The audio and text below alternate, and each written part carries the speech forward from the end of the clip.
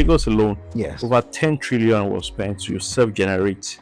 That's generators and all Imagine of that. that 10 trillion going 10 back trillion. to the grid. Let me tell you one fact that you don't realize today, or you might not realize today. It's actually the rich people that steal energy with the more. Let us have an energy theft registry.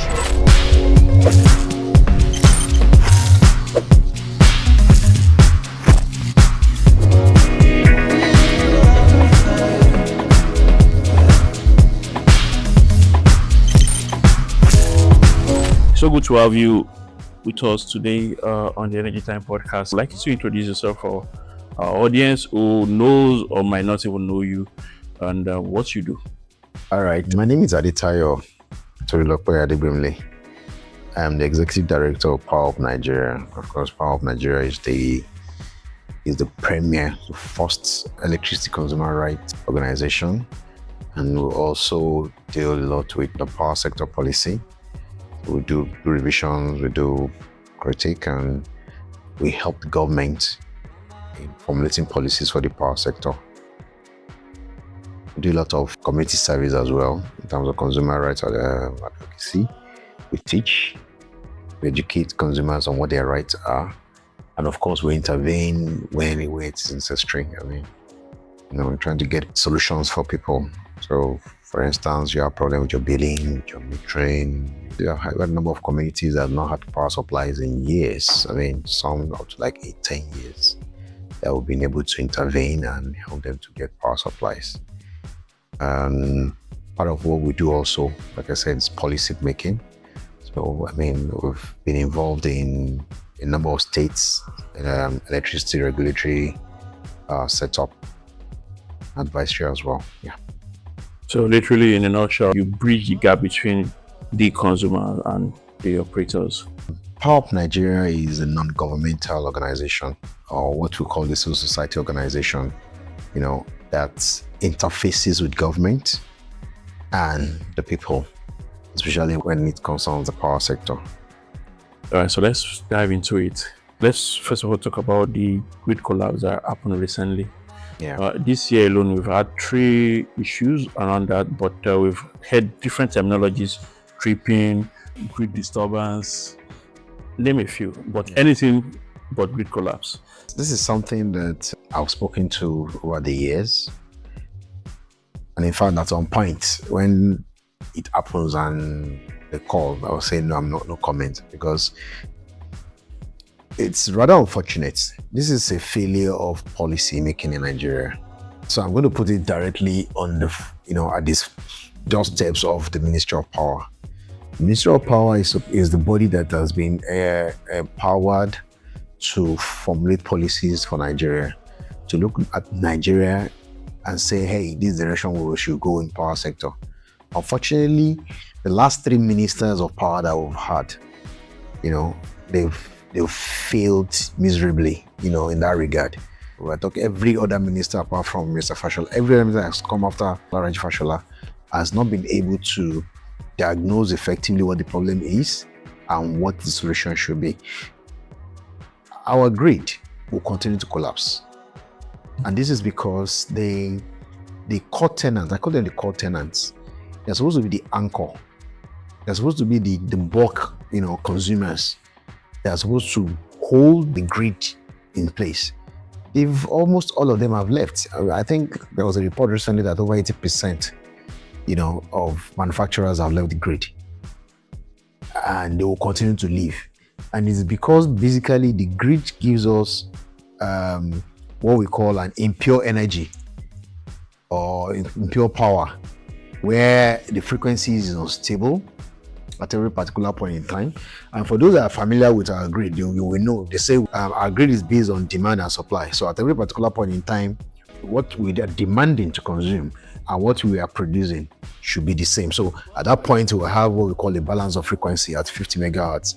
Then of course, there is a variation of, I think, plus or minus 5. So we can go within that range.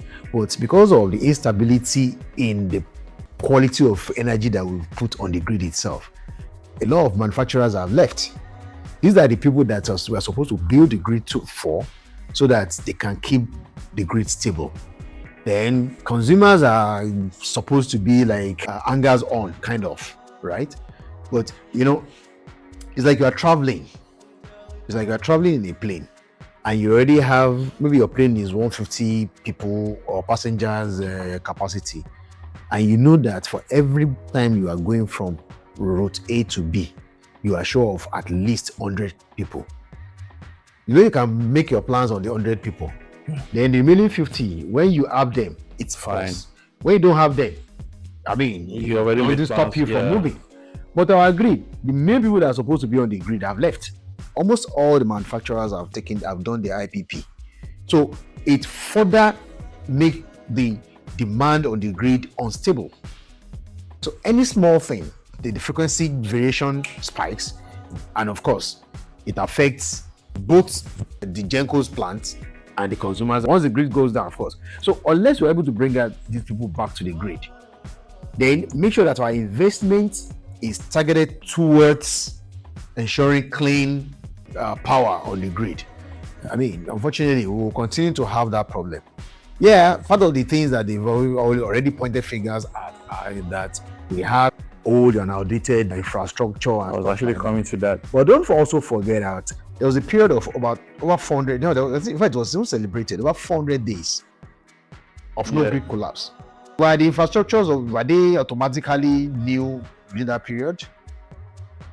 So, it is not, for me, it is not, we have old infrastructure, but the old infrastructure is not exactly the reason for the grid collapse. It is our maintenance. It is our attitude toward the energy that's on the grid. And meanwhile, part of the things that we have not put into consideration is the fact that once we continue to allow these core tenants, as I call them, the manufacturers, to continue to leave the grid, what happens is that the grid energy will continue to also increase in terms of tariff, and consumers will have to continue to bear the consequences of such inefficiency in the system. All right. Thank you very much for that. And I will stick to you on the conversion about current minister. Yeah. Pivoting from finance as a CBN deputy governor. Yes. Then running for the gubernatorial election in Oyo State. Yes. Then coming down as a minister for power. Do you think his experience prior to this position, do you think has helped him or has marred the growth of the sector? All right, let me put it this way. It was a good thing that he was a deputy governor, right? At CBN. And honestly, the first thought in my head when he was appointed was that, we have finance problem in the power sector. So maybe he's coming in to help us resolve a finance problem, right? So his experience in CBN is supposed to be a very good background. It's a necessary experience that we need in the power sector, right? But unfortunately, then let me also say this before I concluded on that one. One of my very first interview or comments when he became the minister, and after listening to him on one of his radio stations in Oyo State, was that I hope the Hawks don't get to this man first. Why I said that was very basic. It's a fresh thing that is coming from outside the power sector. It's a fresh thing that is coming with the finance experience, which I believe we needed in the power sector. But his subsequent actions and statements and attitude, right, they failed the main purpose for which he was actually appointed. He showed that he didn't allow the right kind of people to be close to him.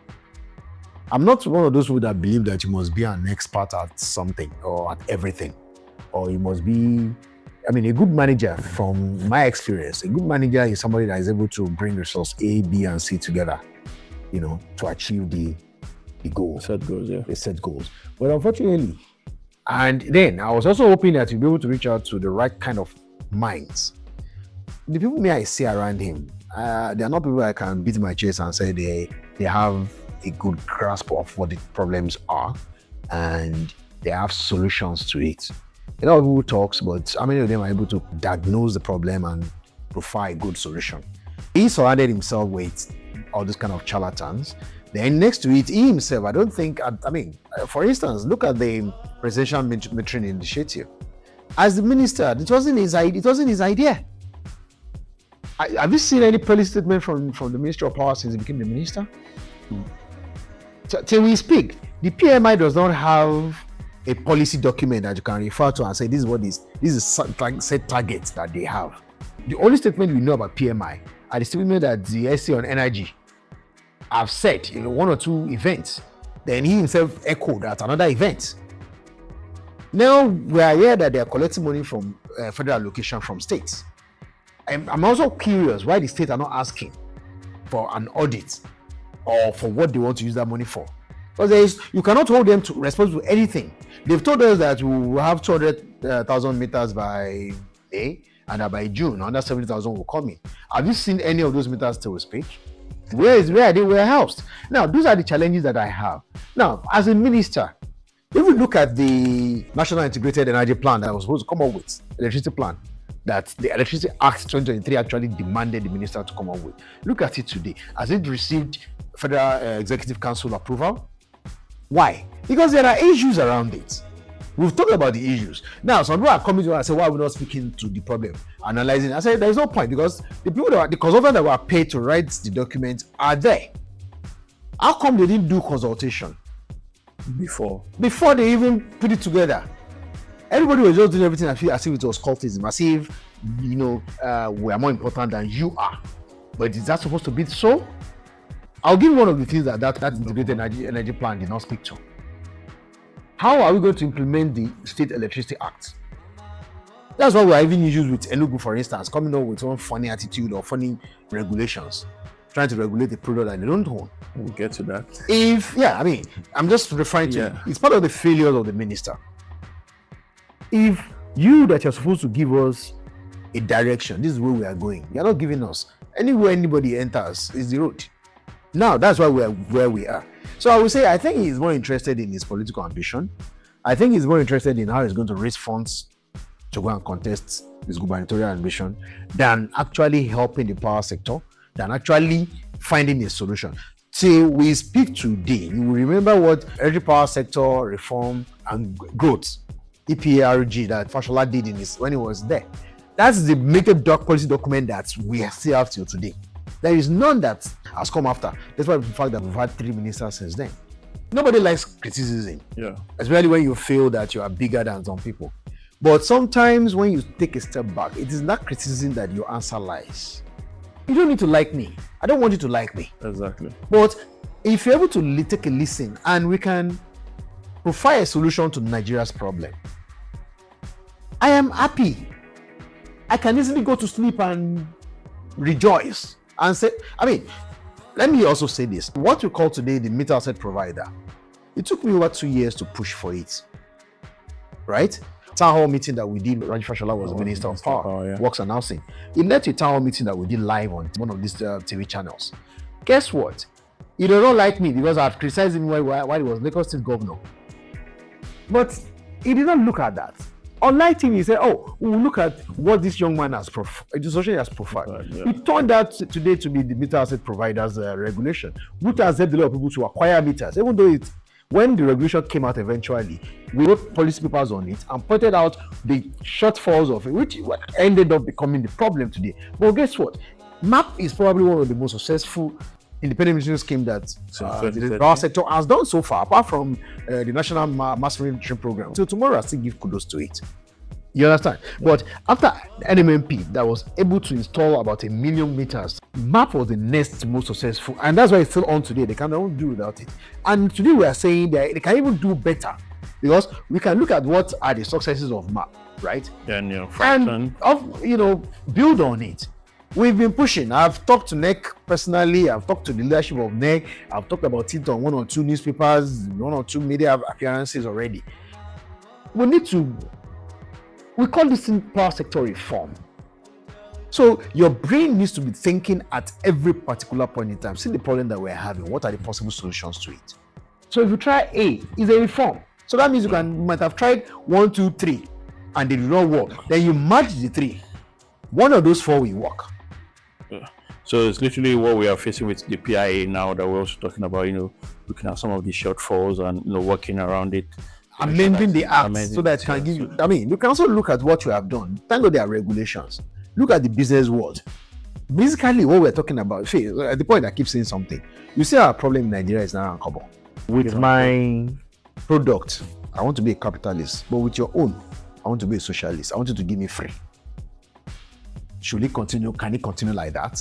No, it cannot continue like that. So we need to be able to look at how we can bring in people with funds and resources. Everybody keeps looking at the federal government as national cake. Federal government too keeps making that mistake by implementing policies that encourages businessmen. I mean, it's national cake, so when we share it, we'll give you return. No, it shouldn't be. Turn it into an investment vehicle where people can come in with their funds, meter Nigerians, let them take their money off from the tariff that consumers are paying. That's an example of how we can solve this issue of metering. That is what we are talking about. But you see, when the minister that is supposed to come up with policies like this is sleeping, then of course, the car is adrift already. The vehicles are adrift already. Unless you get somebody that is cerebral enough to profile this kind of solutions to our problems. All right. So you've done justice to even some of the questions I had already said. So ask, on the metering side where we've not even gotten to 50%. Since 2013 that we privatized it really. Apart from metering, another issue that we don't have a solution to right now, or we've not been able to have solution to, is customer enumeration. Okay. As we speak, we don't even know how many people are connected to the national grid. So just speculation. It's just speculation. Then we have large expanse of areas in Nigeria that it is their marketers that will go there. It is what they want the discourse to see or to receive that they will give them. So they will go into an area where there is no meter, they are not captured on customer database, they will collect money and put in their pocket. So when they will come back and tell you this is how much we gathered in this area, and that's it. Next month they will use another people's set of money. That's why you see many of those marketers buying cars and living large and just doing, and they become principalities and demons in some areas. It's because of lack of customer enumeration in all those places. So we'll talk about technology, yes? Because if you look at Africa, before you mention 4 or 5 countries, Nigeria is part of the countries you want to mention in terms of energy, the economy, and all of that. Technology has come far. So why is it difficult to meter customers? Why is it difficult to tap into technology? It's glaring that some of these countries, or most of these countries that are not as big as Nigeria, are doing wonderfully well in their own energy sector. What is the problem? Even the metering standard that we're using, STS that we're using, is imported from South Africa. Wow. Sometimes, maybe because of my experience, my exposure, my long years of advocacy and stuff, I'm able to look at it from not just one angle. Our problem in Nigeria, especially with the power sector, is not just a technology issue. It's a social issue. It's a social problem. I'll give you an instance. If you look at it, an average Nigerian is ready to use electricity without paying for it. Why? It is because of the mindset, the antecedent that we have set. That's why they call it government light. And if you look at the mentality behind, Ijoba in Yoruba, Omi Ijoba, that's what they call pipe and water. Even roads, paved roads, are called government road, Titi Ijoba. If you look at the mentality behind it, you can trace it to as far back as the colonial era. I will explain. In the colonial era, an average Nigerians don't have car. They don't run pipe and water into houses. Well, if you don't have cars, they don't need to drive on paved roads. And when electricity came, electricity didn't come for everybody. It came for a particular segment first. Street lights, government quarters, GRAs, government, the colonial masters. So after a while, it took Nigerians, or an average Nigerian, they perceive it as a government property. We don't need to pay for it. Well, it's government owned. It's ours. That is the beginning of our problem. So it's a mentality that has perversed over years. So when the colonial masters left, we started our self-rule. We continue to see it as government rule because, again, that's why I said it's a social problem. You see, the leadership that took over from the colonial masters too, they were as well looking at the colonial masters as, Kai, if only I can have this kind of their life. So when they left and they assumed leadership, the first thing they did was to give themselves, abrogate that powers and the wealth benefits and all of that, yeah. to themselves first. That's why you hear today that a governor did not pave the road to at least under a former governor's house or to his political enemy's opponent's house, because he has abrogated that power to himself. Like, yeah, this is my time. This is what I do. Then you probably go and do the road to his village or pave the road to his house. Now you see that mentality. You know what that does is that it has dissociated an average Nigerian from our responsibilities, from our communal wealth. A road, for instance, is supposed to be our communal wealth. It's our road, not government road. Pipeline water is our road, not government water. Electricity is our light, not government light. Yeah. So the only thing you can keep, or the only way you can keep our lights on, is if you do your own responsibility, which is to pay your bills. Do you understand? Yeah, I get it. So that's why a lot of people, when they are vandalizing transformers or vandalizing cables, You don't see it as energy theft, they don't see it as anything. I'm stealing from the government. In their mind, they are stealing from the government, but they're not stealing from the government. They are stealing from yourselves. We now decided to do power sector reform, and we now said electricity is generated by private people. Government will transport it to your house, distributed by private people. Nigerians are still stealing. So it is not a technology issue. It's a mindset problem. Now, who is out there correcting the mindset? Who is out there actively educating Nigerians that when you vandalize a transmission tower, I mean, yeah, it might benefit you because you're able to steal the you want to steal. So, yeah. But if you look at the ripple effects on the economy, it is an economic sabotage and it should be treated as treason. Who is going to do that? Let me tell you one fact that you don't realize today, or you might not realize today. It's actually the rich people that steal energy the more. There was one day I was in one of these discos head office and we were talking about a new set of meters that they installed, about 10,000 meters. And that within a month, over 5,000 of those meters were bypassed. I'm talking about a very highbrow area. So are you saying that rich man cannot pay for the electricity? A friend of mine that lives in an area where there is virtually 24 hours power supply, this guy drives a Dodge Ram. He drives another big bus. He has about 4 cars in his house. But he keeps complaining about band A tariff. And I'm looking at him like, dude, do you know what you're talking about? Yeah, I don't understand the rationale why they should put them on band A. And I said, I don't blame you. If you take that light for 1 week and you have to run your gen for the next 1 week, that's when you know that you have a problem. There was a report earlier this year that even in Lagos alone, yes, over 10 trillion was spent to self-generate. That's generators and all. Imagine that 10 trillion going 10 back trillion to the grid. But you see, it's a mindset problem. It's a social problem. And it is something I am hoping that our social scientists can come together to look at and provide solution to. It's something I hope the government can provide solution to. It's something I'm hoping that if the private sectors that are operating it, because that's another thing. When you tell them you need to educate Nigerians, they will say, hey, we were on radio yesterday. No, it's not about being on radio yesterday. It's even about your disposition of your staff. It's not the same staff that has come to install meters. No, go back that will again. tell you, don't worry, we can help you so that this thing will not be counting or will not be reading fast. Then you ask yourself, what do you mean so that it's not reading fast? What is inside it that is reading?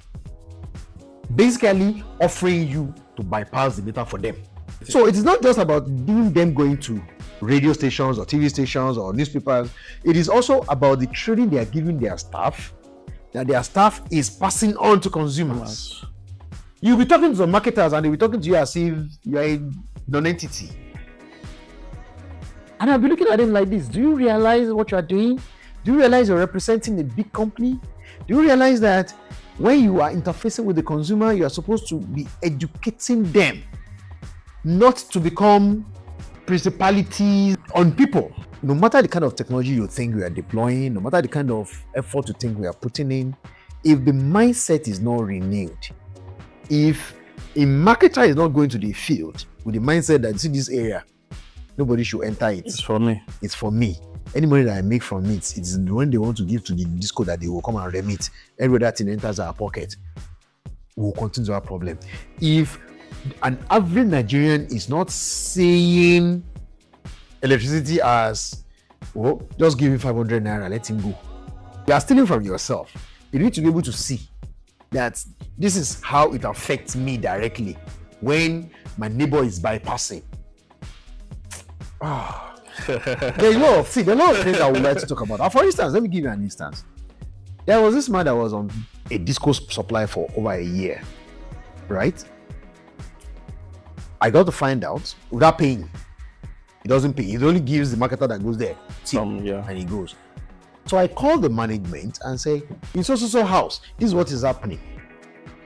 I don't know how the information got down. Do you know that the guy that they sent to go and do the investigation got there and said it was Mr. Lagbaja that came to report. Yeah. That one now called me and said, did I do anything wrong to you? And I was like, so you cannot still see that you're a thief? Meanwhile, you see, on that energy theft thing, I've pushed this for some time, but I mean, in Nigeria, it takes forever for people to listen to you. Let us have an energy theft registry. You are caught bypassing electricity, we will charge you. The moment they charge you for even bypassing, we will record you. Your name is recorded. The moment you go to court, it is recorded. The moment you are judged, it is recorded. That alone is enough to even scare a lot of people off. Put it on record. I mean, let's start building the database first, the energy theft registry first. Then we can now say, okay, if you need social services, you want a new passport, you want to contest for an election, even we can withdraw your voter's card from you if Exactly. you are on that list. Yeah. It's the same way that a sex offender cannot go and get jobs in some places. You are traveling abroad, embassy will check the list and say, is your name not on that list? All I say is a social problem. It's not just a power sector problem. In Nigeria, we don't have consequences for a lot of things. And since there are no consequences, we don't even have records. So if there's no record, there's no consequences, we are not serving jail time or community service for energy theft or something, and there's no record of it. Of course, I can leave this house and go to the next street and do the same thing. Yeah. And there will be no consequences. So, as I said, it's a social problem. It's a Nigerian problem. And, at some point I've also said this. There's no way you can solve Nigeria's power sector problem outside of Nigeria's problem. So, while we are looking at addressing Nigeria's power sector problem, while we are looking at the best technology to use, it's not the same person that will go there will bypass the technology for you. So, it's not about technology. It's a mindset problem. It's a social problem that we need to address holistically. Thank you very much for the insights. We need to now go to Enugu and also talk about area, and then we'll wrap it up. In your opinion, what did you think Enugu did wrong? How did they get it wrong? And what could they or should they have done? And what is the way forward for them now? I've done a number of interviews on this already. My positions are well spelled out and related. I like to use this example, and that is how the Nigeria's power sector really is. We have a bakery, right, that bakes bread. And we have the transportation company that takes it from the bakery to the distributor or to the reseller of bread, right? The bakery baked bread at 1,000 naira. Give it to the transport at 1,200. And they drop it at your doorstep and say sell it at 1,500, right? But you now turn around as the distributor of the bread and say, no, how did they come about the 1,000 naira originally? No, we cannot be charged at that price. So we will sell it at 1,200. Enugu State is not the producer of this electricity. They don't generate. Even Enugu State turned around today and license generators that can generate at the price they want to sell. Oh, well and good. Nobody will argue with them. In fact, a lot of people will go to their state. There's a price of this commodity from the national grid. You don't even touch the distribution component of the tariff. You now decide to go to the generation component of the tariff. And there's no way Enugu State will tell me that they don't know, because I have my inside information as well that told them that this thing is not going to work. But they insisted on doing it. They came up with it. Again, it's not a bad conversation. Honestly, what they did is not totally bad. You know why? Because they have done it and it has laid precedence for other states. Exactly, on what not to do. On what you can touch and what you cannot touch. What you are allowed to play with and what you're not allowed to play with. You can take it from the grid at any price and decide to give it to everybody in your state at free. There's no problem. As long as you pay what comes from the grid. Yeah. If you not start generating in your state and you can sell it at 40 naira, in fact, that one is good for everybody. Because now you have to take away all the grid components, generate within your state and sell within your state. If the math is matching for you, fine. Like my Hausa people will say, I got my maths, no problem. Maths don't finish. You understand? But you cannot take a product that is not your own and decide to sell it at a loss. Guess what? Even in their regulation, they said it there that this was on the assumption that federal government will continue to pay subsidy. The same subsidies that federal government is running away from. It's because they don't want to pay subsidy. That's why they remove band A. Now, they said they did some abracadabra with their maths. What I would have expected them to do was this. If you do that, collapse all the bands and say no more banding in Enugu State. So that those that are having 24 hours can, well, maybe because there is no more banding, you can now spread it around. The more people can now pay to your pool. Maybe that will make more sense. But you now say that you are holding on to band B, C, D, subsidy from federal government, while you are now reducing band A or applying subsidy to band A. Yeah. It's not done. It doesn't make sense. Now, part of the negatives of what they have done that they have not realized is this. What they have just done is to tell the whole world that they don't care about the cost of production. They don't care about how much you produce your products. As long as it can fit into their populist idea of how much it should be paid on the grid or in their states. Now, what that does is that no investor will walk into Enugu State with that kind of mindset. There are a lot of other things you can do with state regulation. One of them is to show investors, do roadshow on what your state offers. You don't need to touch tariff. Tariff is the last thing to even touch. When you have plenty of investors coming to your state to generate, to provide everything along the value chain, then you can now start talking about crashing tariff. But it's going to be based on mathematics of what is available. Yeah. If you're generating 100 megawatts within, guess what? The total energy that they're even regulating and reducing tariff for is on about 80 megawatts. So if tomorrow you can generate 100 megawatts within Enugu State, and you say we don't need national grid again, because you can generate 100 megawatts in Enugu State at that cost, nobody's going to fight with you. In fact, a lot of people will run to your state. Because now they know that there are reasons why, or the value chain will start to increase. Then, if I am able to now set up another 200 megawatt plant in Enugu State and say I can halve the tariff, it's a plus to your state. So, if I were to be in their shoes, what I would be looking out for is how to bring in investors to my state. What regulations are going to encourage investment? What regulations are going to protect consumers? Because that's another thing nobody was talking about.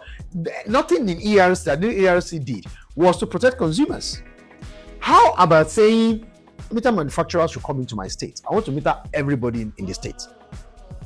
And this is how we are going to get revenues to pay you.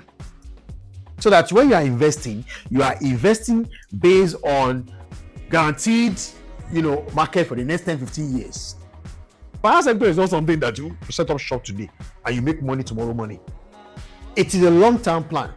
In the next 20 years, So if I go to Enugu State, or if in my state, for instance, I said, meter manufacturer, come, let meter people.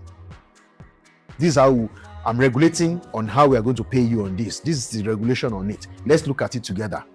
Oh, consumers, how do we protect you? Where's the ombudsman that will, an average consumer can run to and seek redress if there is a problem? You are not setting that up. You are not saying, come and set up a generating plant in my state. You have express license. You have tax holiday for a number of years. You have express license, one table. In fact, I will give you land to come and set up your plant. Guess what? The day they set up that power plant, that company is stuck in my state. Exactly. Because they don't need to build the power plant. Guess what will happen? They will employ people from my state. Now, when they start generating light or power, is it not the people that they've empowered by working there that will be paying for the power? Yeah. You see what the idea behind the Electricity Act is: to encourage investment, not to discourage investment, not to be at loggerhead with federal government. I am looking forward to the day that I will generate electricity in my state, and I will tell the federal government, in fact, we have extra 200 megawatts if you want to buy. Or I'll go to the federal government and say, okay, I'm from Osun State, I want to sell to your state. Oh yeah, we'll sell it, we'll put that 200 megawatts to the national grid. Help us take it to your state. This is your capacity charge that we are paying you for doing this for us. I become a net exporter of electricity based on regulation that are sound. But Enugu State didn't do that. Rather, what they did was even something that would totally turn off on investment and investors. And money will always follow the path where it's going to have profit or make returns from. So for me, that is my argument with the Enugu State. It's a good thing, like I said, because it's not totally a bad thing. Because now a lot of states too, I understand Lagos State wanted to come up with regulation early in August or something. But immediately they saw the situation in Enugu State, they took a pause. There are some consultants that are going around the country encouraging people on, training and doing whatever. I wish them good luck, honestly. But no two states have similar markets. No two states have similar scenario. Let me give you an instance. I have heard of some states in the north, I think Jigawa, Kano, Katsina, that are doing joint regulation. Why are we not looking at that? Thank God that I was one of the first people to push for the regulation of, decentralization of power, electricity. I have it on record. I've been writing to the federal government since 2013, 2014.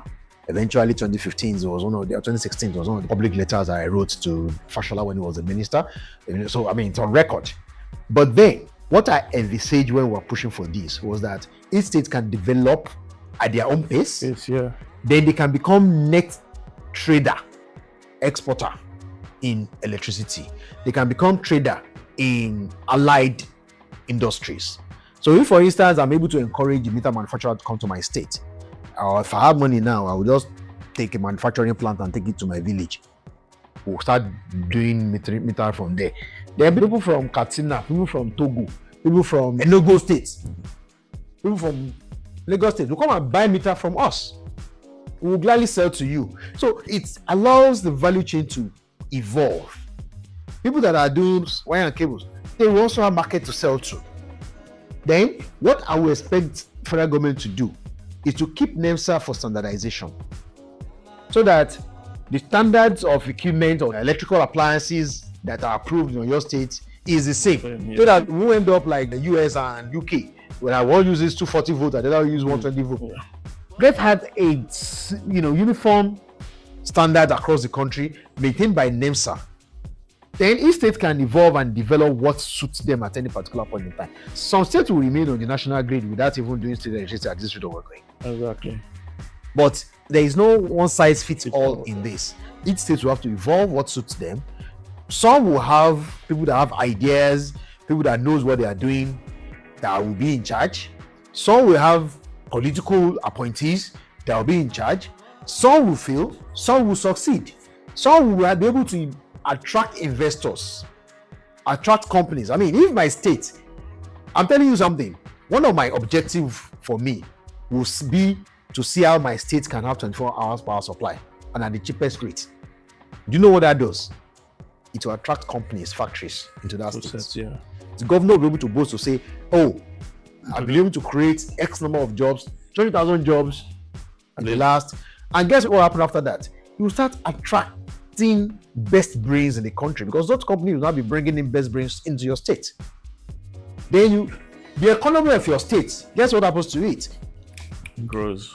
Then you can now start boasting that we have a higher GDP than our neighboring state. Then no state will not be able to turn around and tell us that, oh, we are a civil service state. Because you've been able to build a good electricity market that attract investors, investment, and factories. Manufacturers will shift to your state, because once they're able to manufacture cheaper in your state, what happens? They drift there naturally. Exactly. And once those factories have been set up, guess what happens? Employment. In the next 20, 30 years, you'll be attracting people to come into your state. Development. Then Nigeria will be better for it in a nutshell. Well, the state will be better for it first. Exactly, like from the state to Nigeria. Leave Nigeria for now. The idea is, if Nigeria could have been better, Nigeria would have been able to solve that problem without devolving to states. Exactly. So the idea is that, okay, I'll give you an instance. For instance, if you go to the US, in the same state of Texas, if you go to Houston, they have a different setup there. If you go to Dallas, they have a different setup there. Same state. Now, if you cross over to the next states, maybe West Virginia, or you enter New York, for instance, they have a different setup there. Now, because of the availability of electricity and other resources and stuff, there are states like Texas has been attracting manufacturing hubs. Tesla, for instance, moved all the way from California to Texas because Texas offers better taxation, better rates in electricity, better rates in amenities. They have access to human resources. So if your state is ready to evolve, you will see people migrating automatically to that state. It's states like Oyo State that is unfortunate that they are not using advantage that they have with their proximity to a place like Lagos. States like Ogun State are not using the advantage they have to their proximity to a state like Lagos. But they also have their own resources that they can build. Now, when you build that, if you like, go and be fighting Boko Haram in your own state, no problem. You will be here, attracting all the best brains and keeping a safe city, manufacturing, electricity, taxation. And of course, don't forget that the more number of people that you have, the more companies that you have, the higher the taxes you will receive. Your IGR also shoots up. So it is a multifaceted and there are a lot of ripple effects that follows through having good policies at the state level. Yeah, the last thing for me is the gas issues. Okay. I think there was a recent report that 5.6 trillion debt. Yes. Energy crisis lose. That's the headline. Yes. As gas firms cut supply. Yes. And the first paragraph here is saying that Nigeria faces the threat of nationwide blackout as gas companies reduce their supply to power plants due to an outstanding 5.6 trillion debt owed to power generation companies. Again, in the last 2-3 years, one of the anchor of my campaign or advocacy, power sector policy advocacy, is around our need to remove the subsidy regime that is no more sustainable. And of course, we keep sacrificing efficiency on the altar of subsidy. There is nowhere in the world where you underpay for a service and it will still continue to maintain the quality, that you expect it to have. So the problem that we have today, right, is also as a result of the subsidy issue it has overstayed its welcome. Unfortunately, the government themselves are no more able to also meet up with. So it's affecting quality of service from the suppliers of gas to the gencos themselves, to transmission and to distribution, and eventually to an average Nigerian that is not able to even afford to boast of power supplies, efficiency in power supply. And luckily, one of the provisions of the Electricity Act 2023 was for Power Consumer Assistance Funds, PCAF. Again, these are things I've been talking about, but unfortunately, I don't know why. Maybe they don't feel the urgency in the challenges that we have. You will also recall that recently the gencos met with the presidency with the promise that don't worry, we'll do something. But what is that thing that you will do? Part of the things that I believe we should have done is to find a way to solve that problem of subsidy first of all. If we're able to resolve the issue of subsidy. I believe whatever solution that we want to prefer for the gas suppliers will be sustainable. Because if we're able to pay, even if we take a loan today, World Bank loan to pay that 5.6 trillion today, and the subsidy is kept on, like 18 months, we'll get back to the same cycle. We'll have recycled ourselves back to the same point, and we'll still be talking about this debt. So I would say the federal government should seriously sit down. I'm not even looking for bailouts anymore. It's not about bailing out the power sector now. It's about completing the energy reform that they have started. There's this example I used to give. A lot of people are fighting me on it though. A lot of Nigerians today cannot recall the pains that we used to experience when we were keying up for fuel. Yeah. When we are paying subsidy that we cannot even track. But immediately subsidy has been removed now. You can decide to sell your own fuel at 500 naira and the other guy will sell it at 650. If he's seeing people buying from him, no problem. Yeah. But me that I'm selling at 500, I'm selling my own. But you will see that since that fuel subsidy was removed, have you heard anything about fuel queues anymore in the country? No. Yeah, there are issues. Yeah. There are issues. There are teething problems. Because a lot of us were looking at how we get used to the electricity and fuel has gone. At the point in the north, it went as far as 1,200, 1,300. In fact, there are some places that sold fuel at 1,005. But today we are talking about 850, 900 maximum. So what it means is that if other indices, if they come together, it can still come down further. If we're able to get our forex prices, so naira exchange down, the prices of fuel will still go down. And the initial upheaval that we experienced, we can see that it has fizzled out now.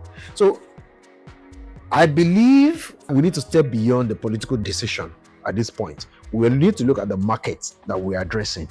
We need to look at the effects. Remove that fuel subsidy, introduce the PCAF that the law already said they should introduce. Put together a team that will administer the PCAF so that we can say effectively, okay, our budget for consumer assistance is 100 billion per month. That's 1.2 trillion in a year. Yeah. As against us, you can cap it. You can say we just want to do 500 billion in this year. We can cap it. Then it's Nigerians that decide to have 10 ACs in their houses that will decide whether they want to continue to put it on or not. Whether they want to manage the electricity or not. Then roll out policies, like I said, the independent meter service provider. Let us have, I call it meter franchising. Let us have people that will go and install meters for people. And because it's my meter and I know that my money is dependent on consumption, I will send boys to come and be checking it every other day if you are using my meter well or not. Then you can be rest assured that, and again, let me also say this. I've also been saying it, government should stop throwing money at contractors. The 100 billion that they were taking for federal allocation is very unnecessary. All government needs to do is come up with policies that will attract investors into this sector and their money back is guaranteed. We are good. The same way they have done escrow of accounts for discos. You put them on it. If the metering component of tariff is 20 naira, tell them it's 20 naira. If it's 40 naira, it is 40 naira. Yeah, then they will run their maths and sit down with whatever they are taking loans from to do the business to say, you are collecting your money over this period of time at so rate. You can put it on spreadsheet and you will see that in 18 months, in 36 months, it's paid for. Then we can look for the next cycle and say, okay, any other meter that we have, if one get bonds, we'll replace it. If new area comes, we'll move there and go and do the same thing. Banks will have business to do, sustainable business to do. Investors will have sustainable business to do. They can run their math and say, okay, this is how the money comes back, and they can be sustainable. Not this one that I want to do metering and this goes, I will collect the money and they'll be turning me up and down before they can pay me back my money. So everybody takes from the pool. You are guaranteed that everybody comes to the market pool to take your shares of the money at the end of the day. And you see all these things will move on. It will also help because it will encourage investors to bring in dollars into the country. It will encourage job creation. People will set up factories because they're not sure that, okay, I have been giving 10 feeders to, and that 10 feeder, I have over 10,000 people to meter. Then I will do a small factory that can do 10,000 meters for that period. By the time I'm finishing, I'm moving to another space. I'm not setting up the factory again. I am just going there. Then some other people will come and take meters from me because because the market is there and the money back is guaranteed. These are the kind of things I expect the minister to work on. These are the kind of policies I expect him to encourage or to advise the commission with an NRC to come up with. This is kind of, if I'm given the chance to be in any of the state commissions, that is what I'm going to push for. How investors come in the state.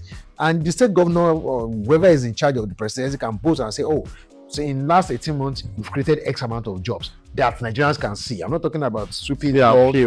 I'm not talking about sweeping road or putting uniform on them to go and be doing touting on the road. I'm saying jobs that is sustainable.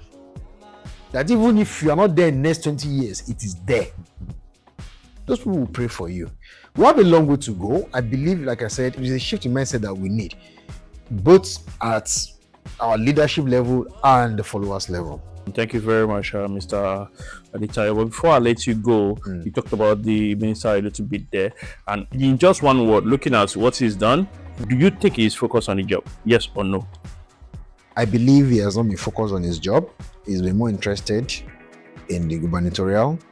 Since the day he came out, I expected him to have resigned by himself. But it is not. I'm not the president.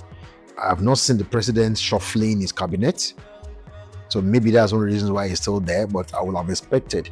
For me, the performance as the power minister has been under par, and I would have expected that the president will have done something, solid in the power sector. All right. Thank you very much for your time. We truly enjoy speaking and having this conversation with you as the Energy Time podcast. Hopefully, when we call on you or when we reach out to you, we're able to pick our call next time. It is always a pleasure. I am always available. Once it's power sector. Yeah. Unless I become a minister. When you become a minister, we'll come for you too. If I become a minister, be rest assured that what was the first thing I'm going to do? I mean, we were joking about it earlier before we came on set.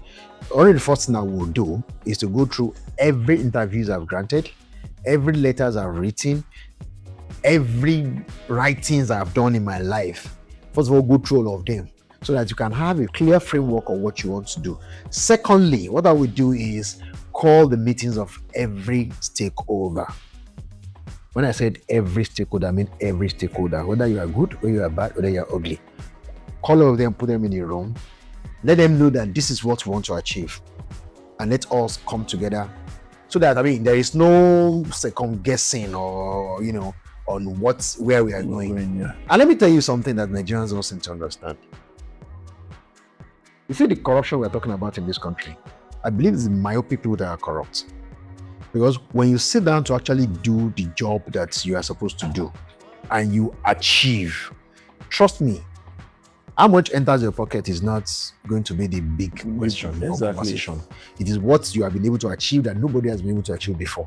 And let me tell you something, I keep saying something. I would rather sit down to share £1 billion worth of something, have a share of £1 billion than to be holding 100 million. I will share more if 1 billion is on the table to be shared. I will share more. Rather than holding 100 million to myself and everybody is still hungry.